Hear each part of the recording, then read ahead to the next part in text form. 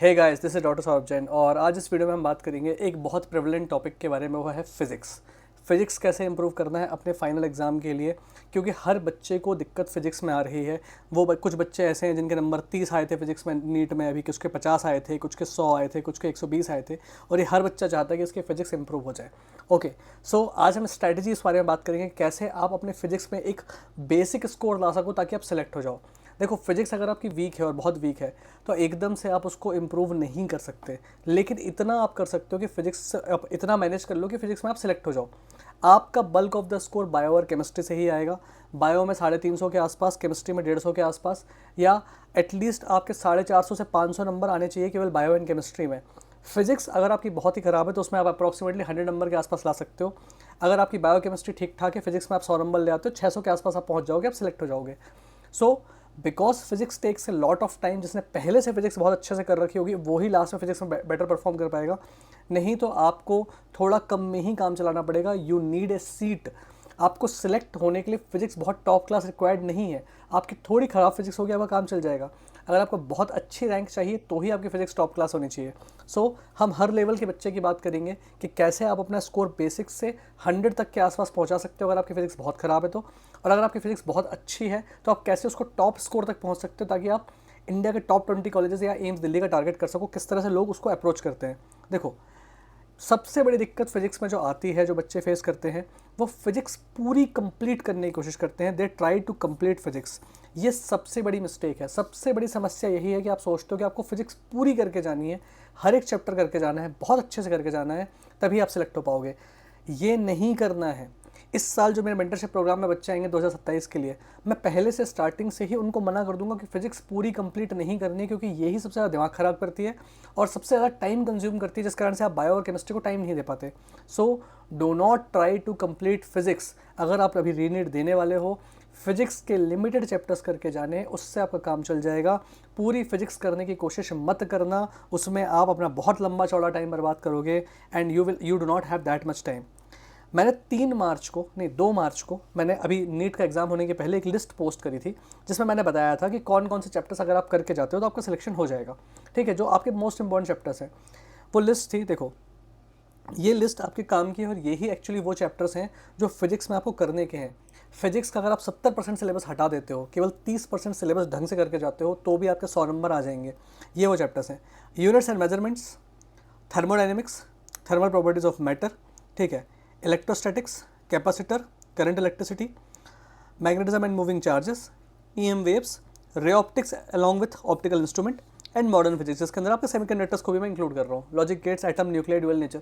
Okay, ये वो chapters हैं जो आपका कोर है फिजिक्स का।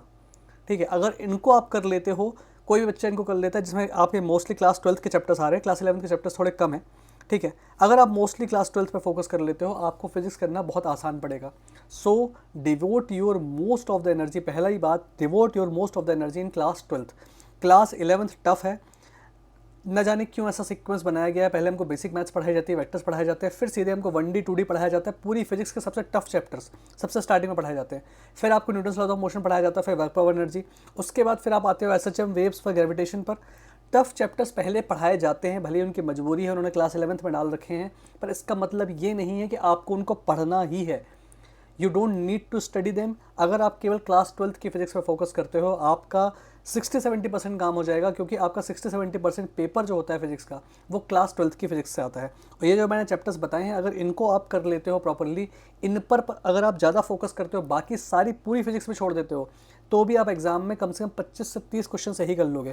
क्योंकि मैं आपको दिखाता हूँ 2026 का पेपर कैसे आया था। ये मैंने आपको टॉपिक्स बताए, जो टॉपिक्स मैंने 2 मार्च को बता दिए थे, उसमें से देखो, यूनिट एंड मेजरमेंट से आया था अभी 1 question, thermal properties of matter से आए थे 2 क्वेश्चन, ग्रेविटेशन, ये एक चैप्टर जो है, ये अगर आप अलग से कर ले तो इससे आते हैं 2 क्वेश्चन। एक्चुअली शायद मैंने लिस्ट में वहाँ पे ग्रेविटेशन भी दे रखा था, मुझे ध्यान नहीं है कि उस टाइम पर मैंने दिया था कि नहीं दिया था, लेकिन ग्रेविटेशन से भी इस बार 2 क्वेश्चन आए थे। ग्रेविटेशन भी अपने आप में एक बहुत इंपॉर्टेंट चैप्टर है क्लास 11 का। अब देखो, क्लास 11 में मैंने बाकी सब कुछ हटा दिया, कुछ भी नहीं रखा आपको।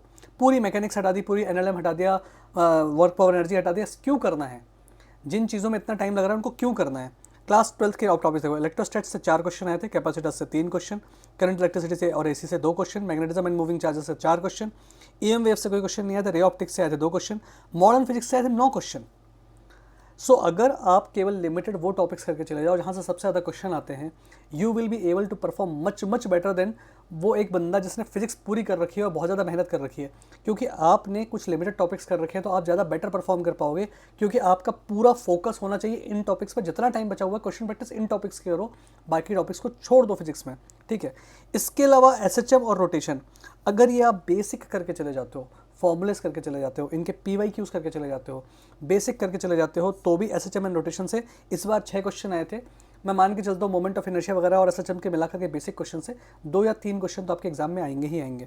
मतलब अगर आप केवल इंपॉर्टेंट टॉपिक्स करके चले जाते हो, आप 25 से 30 क्वेश्चन का पोर्शन कवर करके जा रहे हो, मैं मान के चलता हूँ 25 क्वेश्चन भी अगर आपने सही कर लिए तो भी आपके 100 नंबर आ जाएंगे। मैं कहता हूँ कि अगर आपने 20 क्वेश्चन भी सही कर लिए तो भी 80 नंबर आपके आ जाएंगे। एटलीस्ट जो आप बहुत पुअर परफॉर्म कर रहे हो एग्जाम में, 30 नंबर 40 नंबर जो लोग लेकर के आ रहे हैं, वो लोग कम से कम अपना परफॉर्मेंस 40-50 नंबर इंप्रूव कर सकते हैं फिजिक्स में, अगर वो लिमिटेड टॉपिक्स करके चले जाएँ तो।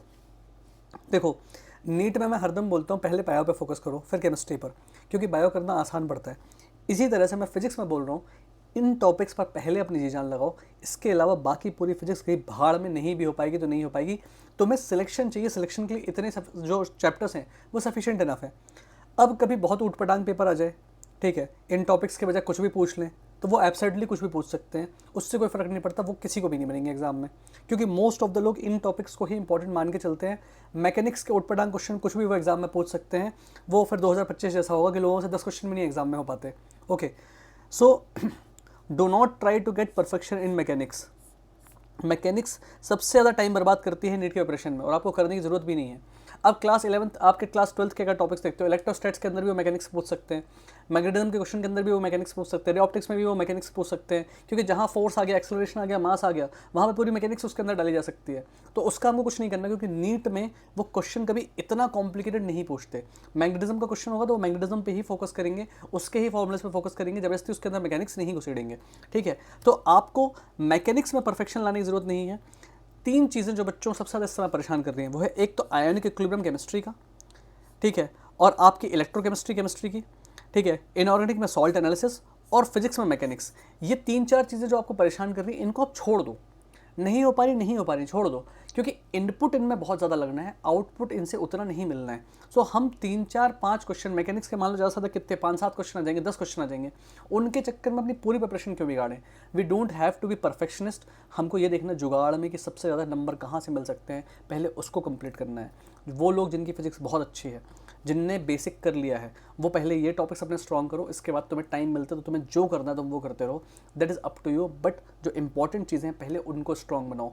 उससे आपको फ़ायदा ये मिलेगा, जो सिंपल टॉपिक्स हैं ये आप एग्जाम में जल्दी सॉल्व कर पाओगे, फास्ट सॉल्व कर पाओगे, तो आपको जो टफ क्वेश्चन है उनको सॉल्व करने का टाइम मिल जाएगा। और इस तरह से आप क्या करते हो, आप अपने 5-5 मिनट बचा करके इस तरह से जब आप इजी चीज़ें जल्दी कर लेते हो, तो आप जो टफ चीज़ें उनको टाइम दे पाते हो, और इस तरह से आप टॉप 20 मेडिकल कॉलेज के अंदर पहुंच पाते हो, आप एम्स दिल्ली की एक सीट निकाल पाते हो, क्योंकि आपने बेसिक चीज़ें बहुत जल्दी कर ली, तो आप फिर टफ चीज़ पर टाइम दे पा रहे हो जो नॉर्मल इंसान नहीं दे पाएगा, ठीक है। सो physics syllabus is unevenly distributed.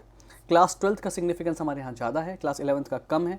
ऐसा क्यों है मुझे नहीं पता, और मुझे कोई फ़र्क भी नहीं पड़ता।